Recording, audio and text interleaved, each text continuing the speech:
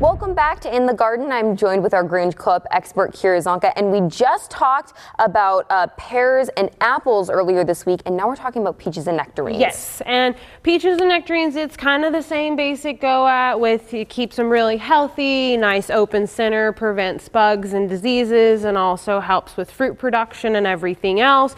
So all the same basic stuff, you know what I mean, but just a little bit different pruning technique when you go at the structure of the peach or nectarine. Okay, so how is that a little different? So instead of like your one central leader like you would on your apple and your pear trees, peaches and nectarines prefer to have 3 main leaders instead of 1, and that gives you just a little bit more options because nectarines and peaches fruit on 1-year-old wood and 1-year-old wood only.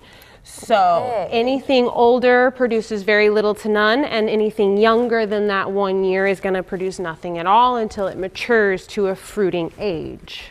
Okay, good to know. So when we're pruning our peaches and our nectarines, what are we going to need specifically? Peaches and nectarines you don't need quite as high up, so a lot of the times these little tinier, closer to the ground things are easier with peaches and nectarines because of the way you prune them. They tend to stay lower to the ground and closer to you. So the pruning saw is also another great choice for them because again, you only need maybe a little bit of a step ladder to get up there to get to your branches most of the time. Sometimes when you do take off, some of the bigger limbs, when they get really old and you want to really bring it down, something like this is a great option to seal off those really large limbs to prevent any disease or any bugs from getting in there.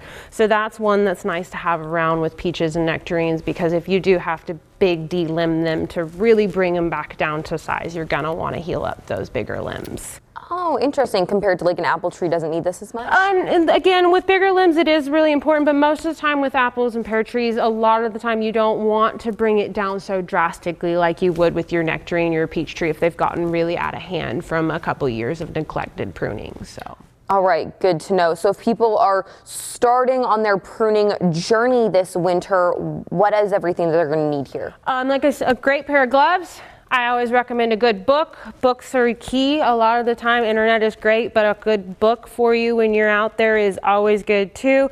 And then a good pair of hand pruners. And the rake is always nice for you to come back behind and pick up all the limbs and just make cleanup a little bit easier on you as well. So. All right, that's great to know. Well, if you have any questions about your pruning journey, you can head to your local Grange Co-op and expert like Kira. Thanks for joining us in the garden this week. We'll see you next time.